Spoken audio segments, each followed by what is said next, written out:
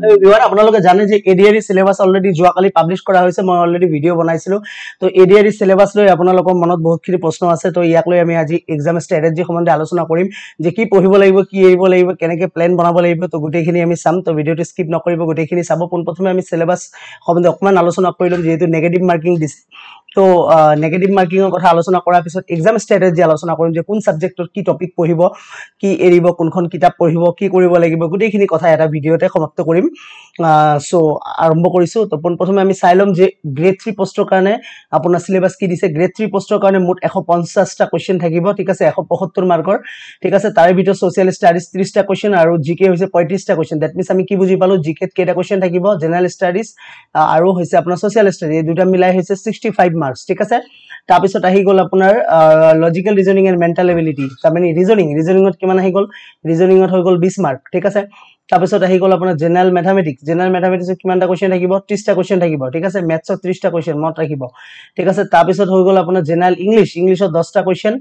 আকল ইংলিশত আৰু এটা সেকশন কৰি দিছে reading comprehension and English language that means ইংলিশত আমি গুটেই মিলাই পেলাই কিমান ক'ব পাৰো 35 মাৰ্ক ক'ব পাৰো 35 মাৰ্কস তো ইয়াতে আমি কি বুজি পালো যে মুঠ 150টা কোৱেশ্চন থাকিব 175 মাৰ্ক কিয় কাৰণ হৈছে লাষ্ট যেটো সেকশন ৰিডিং কম্প্ৰিহেনশন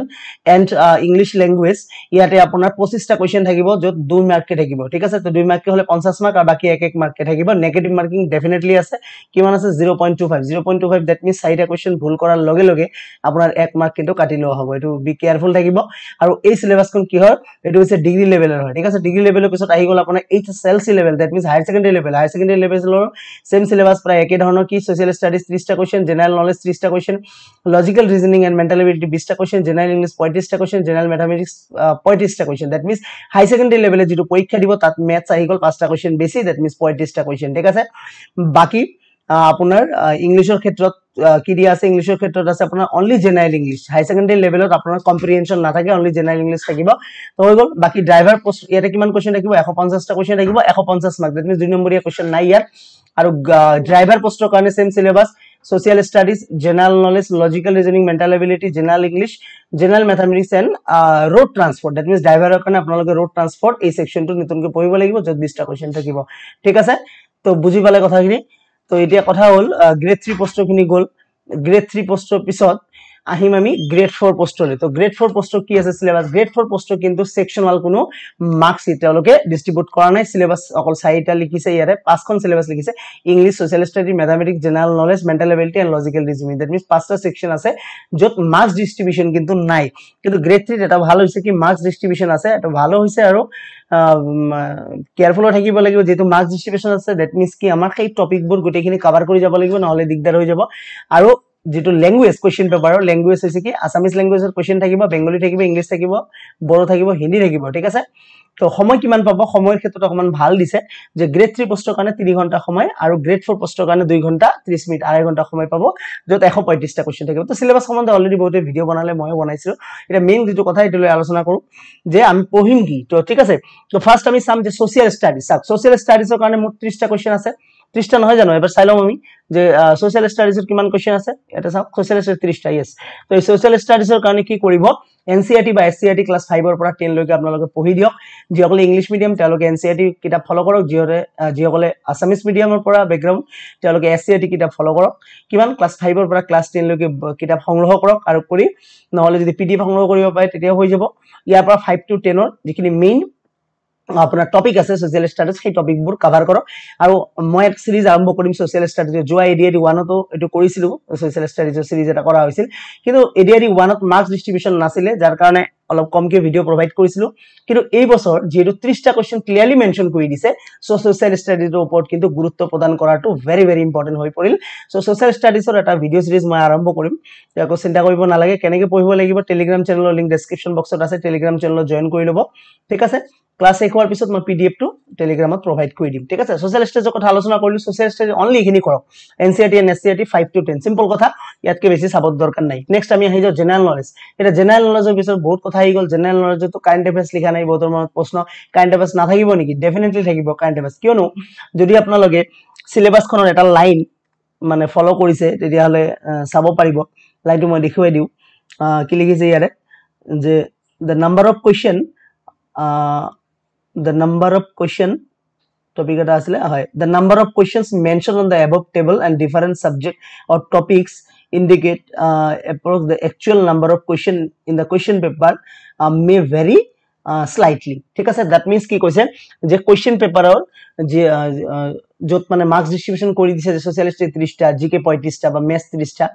তো যদিও তেওঁলোকে মার্কস ডিস্ট্রিবিউশন কৰিছে তথাপি স্লাইটলি অলপ চেঞ্জ হ'ব পাৰে মেবি এটা দুটা কোৱেশ্চন ঠিক আছে তো এই কাৰণে কাৰেন্ট অ্যাফেয়াৰ্স লিখা নাই যদিও কিন্তু কাৰেন্ট অ্যাফেয়াৰ্স কিন্তু ডেফিনেটলি আপোনালোকে পঢ়ি যাব লাগিব ঠিক আছে তো জিকেৰ ভিতৰত কি পঢ়িব স্ট্যাটিক জিকে গোটেইখিনি কভাৰ কৰক স্ট্যাটিক জিকে মানে বুজিয়ে পাইছে এয়ারপোর্ট আছে আপনার ন্যাশনাল পার্ক আছে হেরিটেজ সাইটস আছে রিভার আছে টেম্পলস আছে মনুমেন্টস আছে বুঝি পাইছা না কন্টিনেন্টস আছে কারেন্সি আছে সিএমওর নাম গভর্নরের নাম প্রাইম মিনিস্টার নাম প্রাইম মিনিস্টার কি মানে স্কিম লঞ্চ কৰিছে সব স্ট্যাটিক জিকে এটা পোর্শন আহি যাব ঠিক আছে তো স্ট্যাটিক জিকে কি টপিক আছে সেই টপিকবোৰৰ কাৰণে এটা ভিডিও মই প্ৰভাইড কৰি দিম তো তাৰপৰ আপোনালোকে চাই ল'ব লিষ্ট কৰি দিম মই চাই ল'ব যে কোনখিনি আপোনাৰ অলৰেডি পঢ়া হৈছে এখিনি টিক মাৰ্ক দিব যেখিনি পঢ়া হোৱা নাই ক্ৰস মাৰ্ক দি থব আৰু এই টপিকখিনি আপোনালোকে পঢ়ি ল'ব এটা ৰিমেইনিং পাৰ্টছৰ কোনখিনি আহিব ৰিমেইনিং পাৰ্টছ আছে ইণ্ডিয়ান হিষ্ট্ৰী তাৰপিছত ইণ্ডিয়ান পলিটি তাৰপিছত বুজি পাইছে না ইণ্ডিয়ান ইকনমি এইবোৰ পঢ়িব লাগিব এছে ৰিমেইনিং পাৰ্টছ বুলি মেনশন কৰিলো আৰু বাকি কাৰেন্ট অ্যাফেয়াৰ্স আপোনালোকে চাই যাব লাগিব মিনিমাম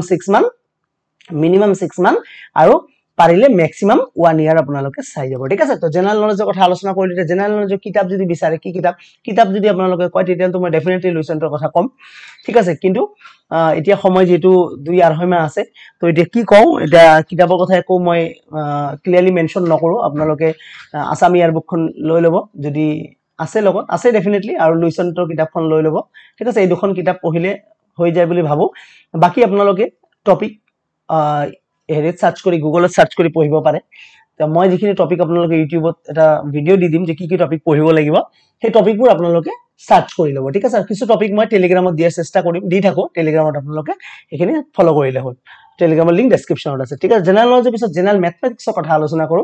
জেনাৰেল ম্যাথমেটিক্সত কিন্তু তেওঁলোকে কোয়ান্টিটিভ এপ্টিটিউড বুলি নিলিখিলে তো কোয়ান্টিটিভ এপ্টিটিউড লিখা নাই কাৰণ কি কোয়ান্টিটিভ এপ্টিটিউড কোশ্চেন নাথাকিব নেকি ডেফিনেটলি থাকিব ঠিক আছে কিন্তু জেনাৰেল ম্যাথমেটিক্সৰ ওপৰত গুৰুত্ব বেছি প্ৰদান কৰিব লাগিব ইয়াতে যেহেতু হাই সেকেন্ডাৰী লেভেলত 35টা কোশ্চেন আৰু গ্ৰেজুৱেট লেভেলত কিমানটা কোশ্চেন 30টা কোশ্চেন তো ম্যাথছ কিন্তু বহুতখিনি ভাইটাল রোল প্লে কৰিব কিয় ভাইটাল ৰোল প্লে কৰিব কাৰণ হৈছে কি আপুনি চাওক ম্যাথ আৰু ৰিজনিং কিমান মাৰ্কস আছে 30 মাৰ্ক আৰু ইয়াতে 20 মাৰ্ক 50 মাৰ্ক ঠিক আছে কোশ্চেন থাকিব 150টা 150 ৰ ভিতৰত যদি 50 মাৰ্ক গুছি যায় you will be not selected ঠিক আছে হাই সেকেন্ডাৰী লেভেলৰ কথা চাও হাই সেকেন্ডাৰী লেভেলটো 5টা কোশ্চেন বেছি আছে ম্যাথছত তো এই কাৰণে ম্যাথ ৰিজনিং কিন্তু ডেফিনেটলি গুৰুত্ব দিব লাগিব অকল ম্যাথ ৰিজনিং গুৰুত্ব দিলেই নহব জিকেৰ কথা আহি যাব জিকেখিনি যদি আকৌ গুৰুত্ব নিদিয়ে তেতিয়া হলেও কিন্তু আকৌ এক্সামত ক্ৰ্যাক কৰিব তাৰ মানে সিলেবাসটো এনেদৰে বনোৱা হৈছে এইবাৰ ইংলিশৰ ক্ষেত্ৰতো সেম ইংলিশ যদি গুৰুত্ব নিদিয়ে তেতিয়া আপুনি সিলেক্ট নহব তো এতিয়া আমাৰ মেইন কথাটো হ'ল প্ৰতিটো সাবজেক্টত এতিয়া গুৰুত্ব দিয়া সময় আহি পৰিল ম্যাথ ৰিজনিং জিকে ইংলিশ নহলে কিন্তু সিলেকশন পোৱাটো খুবই ক্রিটিক্যাল হৈ ঠিক আছে তো জেনারেল ম্যাথমেটিক্স কি পঢ়িব জেনারেল ম্যাথছ মেইন এলজেব্রা সেকশনটো চাব লাগিব নতুনকে ঠিক আছে এলজেব্রা পিছত আমি সেট সাম ট্রিগোনোমেট্রি সাম ঠিক আছে জিওমেট্রি সাম এইবোৰ জেনাৰেল ম্যাথছৰ main topic coordinate geometry sum স্থানাঙ্ক জ্যামিতি এইবোৰ আছে জেনাৰেল ম্যাথমেটিক্সৰ ইম্পৰ্টেন্ট টপিক হয় বুজি পাইছে না কথাবোৰ তো তাৰ পিছত আছে লিনিয়াৰ ইকুৱেশ্যন মানে ৰৈখিক সমীকৰণ কোৱাড্ৰেটিক ইকুৱেশ্যন মানে দ্বিঘাত সমীকৰণ x²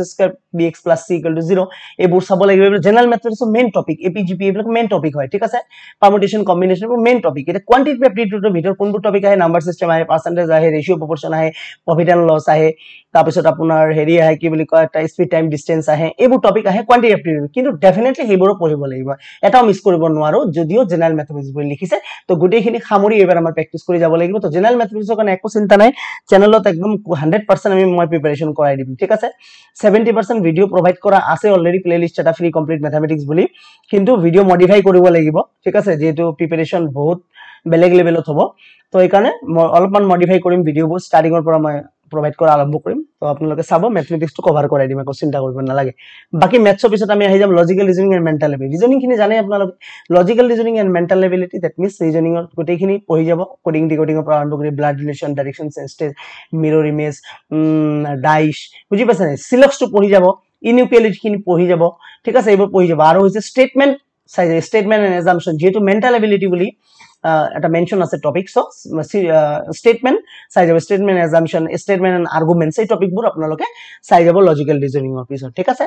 মানে এই টপিকটোৰ ওপৰত নেক্সট আমি চাম জেনাৰেল ইংলিশত কিমান মাৰ্কস আছে জেনাৰেল ইংলিশত 10 মাৰ্কস আছে 10 মাৰ্কসৰ কোশ্চেন থাকিব জেনাৰেল ইংলিশ জেনাৰেল ইংলিছত কি পঢ়িব গ্ৰামাৰ সেকশনখিনি পঢ়ি যাব that means fill in the blanks দিব পাৰে ক্লোজ টেষ্ট পঢ়ি যাব ভয়েস চেঞ্জ পঢ়ি যাব নেৰেশন পঢ়ি যাব আৰু ভোকেবছ পঢ়ি যাব ঠিক আছে ভোকেবছটো নহলে হ'ব ইয়াতে ভোকেবছ সেকশনটো নালাগে এই চাৰিটা mainly grammar cloze test voice narration কিন্তু জেনাৰেল ইংলিছত কি কিতাপ পঢ়িব এসপি বাক্সি ঠিক আছে এসপি বাক্সি কিতাপ আপোনালোকে ল'ব পাৰে ভাল কিতাপ জেনাৰেল ইংলিছৰ পিছত আহি যাব আপোনাৰ ৰিডিং কম্প্ৰিহেনশন ইংলিছ ল্যাঙ্গুৱেজ ইয়াৰে কিমান মাৰ্ক এটো হৈছে আসক খেলা ইয়াতে আছে 25টা কোৱেশ্চন 2 মাৰ্কে থাকিব 25টা কোৱেশ্চন না এবাৰ চাই লও এক সেকেন্ড জেনাৰেল ইংলিছত আপোনাৰ কোৱেশ্চন থাকিব হয় ইয়েস 25টা কোৱেশ্চন থাকিব ঠিক আছে number of question 25 marks per question 20 that means বহুতখিনি ভাইটাল ৰোল প্লে কৰিব 50 মার্ক খুব এটা ইম্পর্টেন্ট বিষয় ইয়াতে কিয়নো 50 মার্ক যদি আপনার মিস হৈ যায় তেতিয়ালে কিন্তু সিলেকশনত বহুতখিনি খেলি মেলি কাৰণ ইংলিশত মই আগতে কৈছিল ইংলিশৰ ওপৰত গুৰুত্ব অলপ কম দিলেও হ'ব কিন্তু বৰ্তমান সিলেবাসটো চাই এনেকুৱা লাগিছে যে ইংলিশৰ ওপৰতে হয়তো গুৰুত্ব বেছি দিব লাগিব ডেইলি কমসে কম 4টাৰ পৰা 5টা পেছেজ আপোনালোকে প্ৰেক্টিস আৰম্ভ কৰে পেছেজ ক'ত পাব এতিয়া পেছেজ মই টেলিগ্ৰাম চেনেলত প্ৰভাইড কৰি দিম ফ্ৰীলি ঠিক আছে টেলিগ্ৰাম চেনেলৰ লিংক ডেসক্ৰিপশন বক্সত আছে আপোনালোকে জয়েন কৰি লওক তাৰ পৰা চাব পাৰিব মই ডেইলি প্ৰভাইড কৰি দিম দুটা তিনটা যিখিনি পাৰো কিন্তু আপোনালোকে নিজে 4টাৰ পৰা 5টা ডেইলি পেছেজ পঢ়া আৰম্ভ কৰক সময় আহি পৰিল এতিয়া যদি 5টাকে ডেইলি প্ৰেক্টিস কৰে 2 মাহ সময় আছে 60 ডেজ দ্যাট মিন্স 300টা পেছেজ আপোনাৰ হৈ যাব 300টা পেছেজ পঢ়িলে মই ভাবো 50 মাৰ্কত ভালেখিনি উপকাৰ হ'ব ঠিক আছে কিন্তু কথা হ'ল ৰিডিং কম্প্ৰিহেনশন থাকিব নেকি ইয়াতো লিখিছা কো ইংলিশ ল্যাঙ্গুৱেজত কি পঢ়িম English language in the sense ঠিক আছে ইংলিশ ভাষা ঠিক আছে তো ভাষা দ্যাট মিন্স কেতিয়া ভাষাৰ জ্ঞান থাকিব যেতিয়া আমি যাৰ সমাৰ্থক শব্দ বিপৰীত শব্দ এইবোৰ ক'ব পাৰিম সমাৰ্থক শব্দ দ্যাট মিন্স সিনোনিমস এন্টোনিমস মানে বিপৰীত শব্দ এইবোৰ আছে ভাষা জ্ঞান তো সেইকাৰণে সিনোনিম এন্ড এন্টোনিমস খিনি পঢ়িব লাগিব দ্যাট মিন্স সিনোনিম এন্টোনিমস মিন্স ভোকেবছ পঢ়িব লাগিব ঠিক আছে ভোকেবছ ইডিয়ম ফ্ৰেজ এইবোৰ পঢ়ি যাব ঠিক আছে তো এইখিনি 50 মাৰ্ক আছে অকল ৰিডিং কম্প্ৰিহেনশন নহয় কিন্তু এই মিলাই প্লাই ৰিডিং কম্প্ৰিহেনশনৰ ভিডিওতে সিনোনিম এন্টোনিম দি দিব বল কৰি দিব এটা লেটাৰ ওয়ার্ড হেতু সিনোনিম কব দিব এন্টোনিমস কব দিব ঠিক আছে তো হেতু তো রিডিং কম্প্ৰিহেনশনৰ কাৰণে মোৰ টেলিগ্ৰাম চেনেলটো এনাফ হ'ব মই তাত দি দিম বাকি জেনাৰেল ইংলিছৰ কাৰণে আপোনালোকে এসপি বাক্সি কিতাপখন লৈ লওক ঠিক আছে ম্যাথছৰ কাৰণে মই কোনো কিতাপ নিদিলো কিতাপ নালাগে ম্যাথছৰ মই ইয়াতে কভাৰ কৰাই দিম ইউটিউব চেনেলতে আৰু এটা চেপ্টাৰ কমপ্লিট কৰি মই ইয়াৰ প্ৰেক্টিস সেটটো টেলিগ্ৰাম চেনেলত প্ৰভাইড কৰি দিম ঠিক আছে তো ওভাৰঅল মই গোটেইখিনি সিলেবাসৰ কথা আলোচনা কৰিলো কেনেকৈ পঢ়িব লাগিব আলোচনা কৰিলো ঠিক আছে এতিয়া 8 to 12 আৱাৰ্ছৰ আপোনালোকে এটা শিডিউল বনাই পঢ়া অলপমান বেলেগ ষ্টাইলত পঢ়ক কিয়নো সিলেবাসৰ বিতং সিলেবাস দি দিছে আপোনালোকৰ হাতত তো সেই হিচাপত এতিয়া পঢ়ক আগৰ প্যাটাৰ্নত পঢ়া অকমান কমাই দিয়ক নতুনকে প্যাটাৰ্ন আৰম্ভ কৰক পঢ়াৰ কাৰণে ভাল হ'ব ঠিক আছে 8 to 12 আৱাৰ্ছ ডেফিনেটলি ষ্টাডি কৰক তাতে স্ট্ৰং সাবজেক্টৰ এটা হেৰি বনাই লওক যে আপোনাৰ কোনটো স্ট্ৰং সাবজেক্ট সে ম্যাথছ স্ট্ৰং সাবজেক্ট তো ম্যাথছত কম সময় দিয়ক যদি বলে জিকে স্ট্ৰং সাবজেক্ট তো জিকেত কম সময় দিয়ক ম্যাথছত বেছি সময় দিয়ক ঠিক আছে দুটা ভাগ কৰি লওক যেটো আপুনি দুৰ্বল সাবজেক্ট 50% সময় দিয়ক ডেইলি 8 ঘণ্টা ভিতৰত 4 ঘণ্টা এটা সময় দিয়ক আৰু যেটো স্ট্ৰং সাবজেক্ট তাত অলপ কম সময় দিলে হ'ব তো তেনেকৈ আপোনালোকে শিডিউলটো বনাই লওক ঠিক আছে মই বাকি আলোচনা কৰিলো কিবা খুদিব লগা থাকিলে কমেন্টত জনাওক ঠিক আছে পিছত এটা ৰাতি পাইলে মই লাইভ কৰিম ঠিক আছে লাইভত কিছু আপোনালোকৰ কোৱেশ্চনস খিনি যিখিনি আপোনাৰ কমেন্টত কৰে সেইখিনি উত্তৰ দিবলৈ চেষ্টা কৰিম যে আৰু কিবা খুদিব লগা থাকিলে ডেফিনেটলি গোটেইখিনি হেল্প কৰা হ'ব বাকি ভিডিওটো ইয়াতে সামৰিছো যদি কোনোবা নতুন থাকে চেনেলটো সাবস্ক্ৰাইব কৰি ৰাখিব আৰু ডেসক্ৰিপশন বক্সত টেলিগ্ৰামৰ লিংক আছে জয়েন কৰি ল'ব তো থ্যাংক ইউ সো মাচ